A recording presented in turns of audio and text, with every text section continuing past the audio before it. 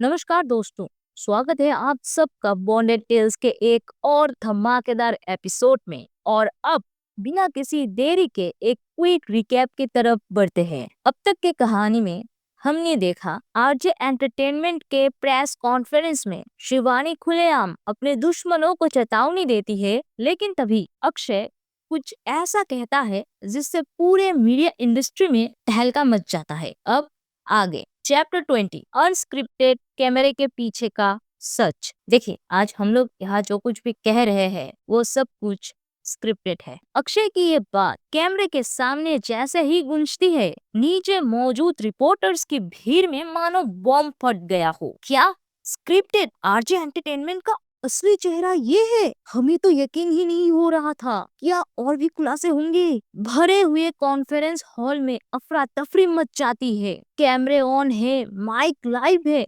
और हर निगाह अब सिर्फ अक्षय पर टिकी है। भीड़ की हलचल के बीच कुछ दूरी पर बैठे अमित शर्मा का चेहरा तमतमा उठा। उनकी आंखों की लाली बता रही थी कि प्लान से कुछ भी नहीं चल रहा। पहले शिवानी का स्क्रिप्ट से हटना और अब अक्षय का ये खुलेआम बगावत करना अमित के लिए ये एक पीआर डिजास्टर से कम नहीं था। वो अक्षय को आंखों से चेतावनी देने की कोशिश करता है, एक सख्त तीखी नजर। लेकिन आज का अक्षय किसी और ही मूड में था। उसकी आंखों में एक ठहराव था, एक ठान लेने का जुनून। वो फिर बोलता है, मेरा और शिवानी का ब्रेकअप कोई म्यूचुअल डिसीजन नहीं था। सन्नाटा, जैसे किसी ने पूरा हॉल म्यूट कर दिया हो। शिवानी और क्यारा जो एक कोने में बैठी थी, अचानक एक दूसरे की ओर देखती है। उनके चेहरे पर हैरानी और डर की मिली जुली छाया है। शिवानी का दिल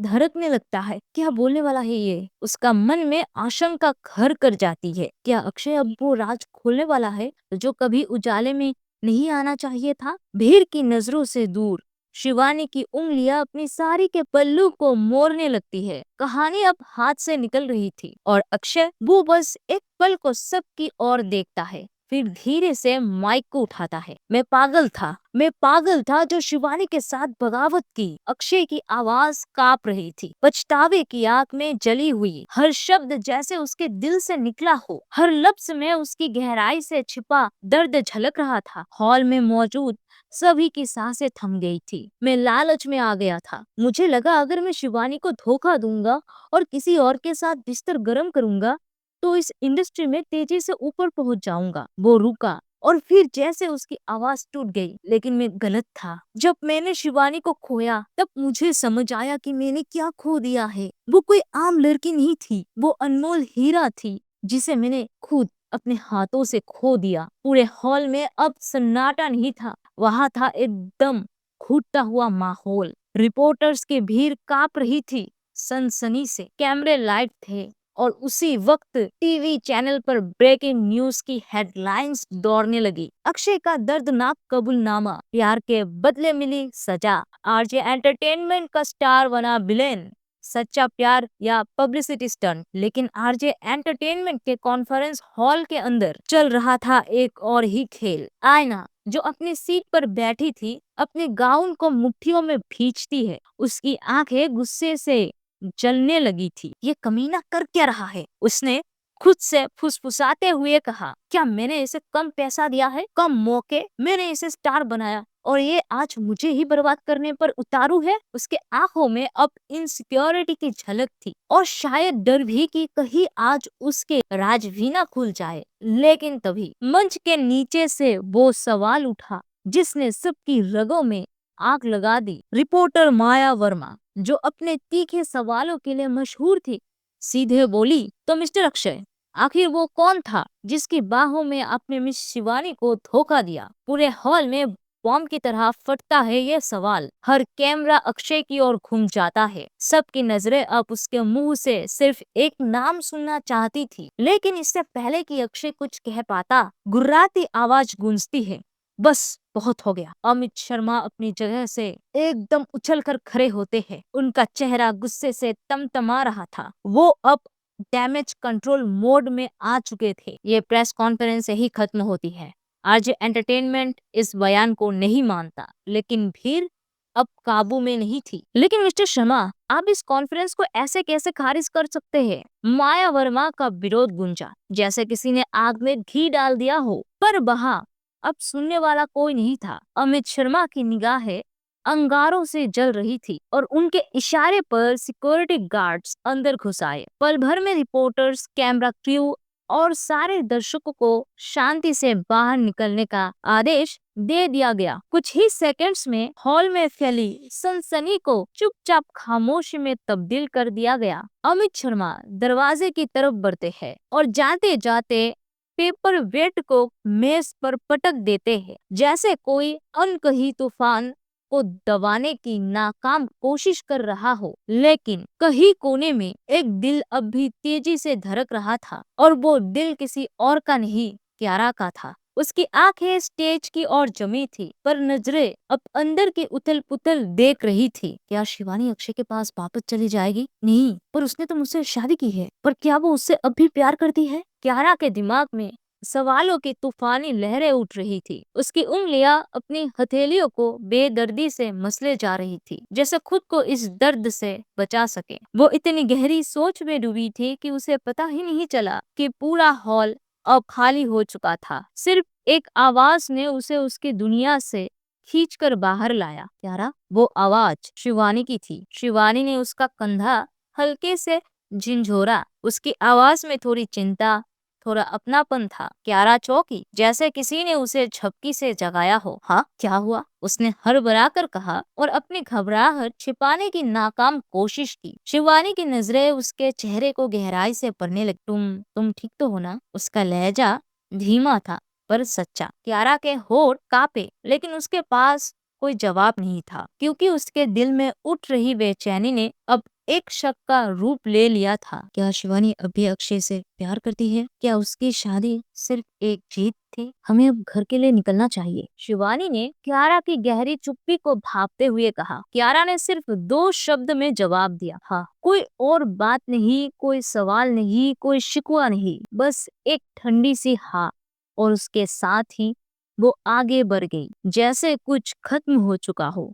शिवानी ने उसके इस बदले हुए व्यवहार को नोटिस किया, लेकिन उसने कुछ नहीं कहा। पर उसकी आंखों की झील में हलचल थी। वो जानती थी कुछ है जो क्यारा को अंदर ही अंदर तोड़ रहा है, पर जब तक सामने वाला खुद ना बोले, कुछ कह पाना बेकार था। रास्ते भर खामोशी उनके साथ सवारी कर रही थी। गाड़ी के भीतर का माहौल इतना सन्नाटा लिए था, जैसे हर शब्द कहने से पहले डर रहा हो कि वो किसी जख्म को कुरेद ना दे। शिवानी कभी कभी क्यारा की तरफ देखती, लेकिन क्यारा की निगाहें बाहर खिड़की से चिपकी थी, कहीं दूर किसी और ही दुनिया में खोई हुई। विला पहुंचने तक चांदनी रात और भी ठंडी लगने लगी थी। क्यारा बिना कुछ कहे सीधा अंदर चली गई, उसके पीछे शिवानी भी। धीरे धीरे, जैसे किसी फैसले के साथ, लिविंग रूम में पहुंचते ही अचानक शिवानी ने पीछे से क्यारा को जोर से जकड़ लिया। उसका स्पर्श गर्म था,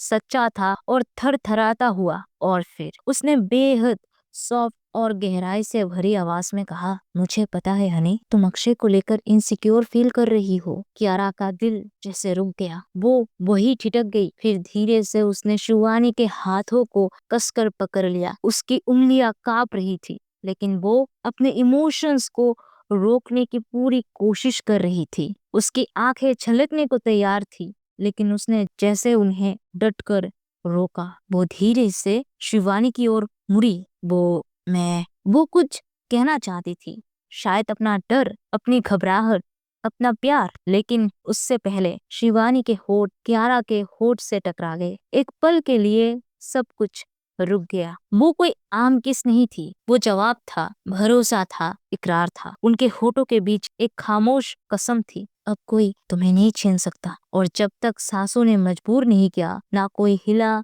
ना कोई पीछे हटा। किसके बाद क्यारा ने शिवानी की कमर को ऐसे थाम लिया, जैसे अगर अब छोड़ा तो ये प्यार हवा में बिखर जाएगा। उन दोनों के माथे अब एक दूसरे से टिके हुए थे। सांसों की गर्मी, दिलों की धड़कन और एक अजीब सी तसल्ली का सन्नाटा उनके बीच था। फिर उसी सन्नाटे में कियारा ने हल्के से फुसफुसाया, जैसे डरते हुए कि उसका सवाल इस जादू को तोड़ ना दे। तुम्हें कैसे पता चला कि मैं अक्षय को लेकर इनसिक्योर फील कर रही हूँ? शिवानी की आंखों में एक गहराई थी और स्पर्श में वादा। उसने कियारा के गाल को नरमी से छूते हुए कहा, पता चल जाता है आखिर तुम्हारी वाइफ हूँ मैं। इन शब्दों ने जैसे कियारा के दिल पर फेरी डस्ट छिड़क दी हो। कोई सुकून, कोई सच जो वो सुनना चाहती थी और मिल गया, पर उसका दिल अब भी पूरी तरह शांत नहीं था। उसने हल्के से फिर पूछा, लेकिन क्या तुम? शिवानी ने धीरे से अपने होठों पर उसकी उंगली रख दी। अब रिश्ता पहले जैसा नहीं रहा।